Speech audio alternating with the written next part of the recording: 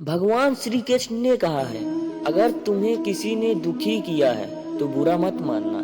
लोग उसी पेड़ पर पत्थर मारते हैं जिस पेड़ पर ज्यादा मीठे फल होते हैं। हद से ज्यादा सीधा साधा होना भी ठीक नहीं है, क्योंकि जंगल में सबसे पहले सीधे पेड़ों को ही काटा जाता है। अपने खास मित्र से धोखा खाने के बाद लोग चाहकर भी किसी पर संपूर्ण प्रतिशत भरोसा नहीं कर पाते। यही सत्य है।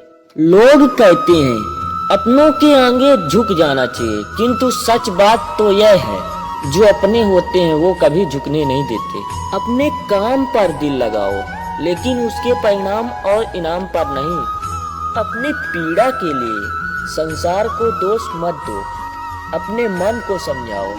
तुम्हारे मन का परिवर्तन ही तुम्हारे दुखों का अंत है। डरो मत, जो वास्तविक है वह ना कभी था और ना कभी होगा।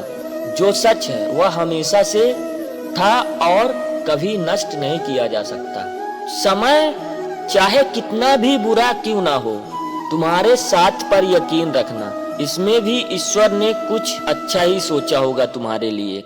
बुरे कर्म करने नहीं पड़ते, हो जाते हैं, और अच्छे कर्म होते नहीं, करने पड़ते हैं। सभी प्रकार के हत्यारों में समय सबसे बड़ा हत्यारा है, क्योंकि समय सब कुछ मार देता है। गति के लिए चरणों पर ध्यान देना आवश्यक है, किंतु प्रगति के लिए सदैव आचरण पर ही ध्यान देना चाहिए। जिसने अपने मन पर विजय प्राप्त कर ली है, उसके लिए मन सबसे अच्छा मित्र है, लेकिन जो ऐसा करने में असफल रहा, उसके लिए मन सबसे बड़ा शत्रु है। इंसान की सोच ही उसकी सबसे बड़ी पहचान है, वरना दुनिया में इस नाम के अनेक नाम हैं। सेहत के लिए योग और किसी जरूरत पर सहयोग, दोनों से ही जीवन बदलता है। कब और कितना बोलना है, अगर तुमने ये समझ लिया तो अपनी जिंदगी के सार्थक बन चुके। मनुष्य अपने विश्वासों के परिणाम स्वरूप ही बनता है।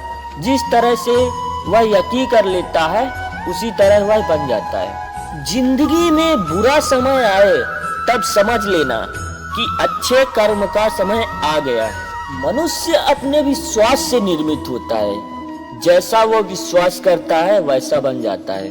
अगर सुख की इच्छा करोगे तो पाप अवश्य होगा। अपने सुख की इच्छा ही पाप करवाती है। अगर पापों से छुटकारा चाहिए तो जो मन को नियंत्रित नहीं करते, उनके लिए वह शत्रु के समान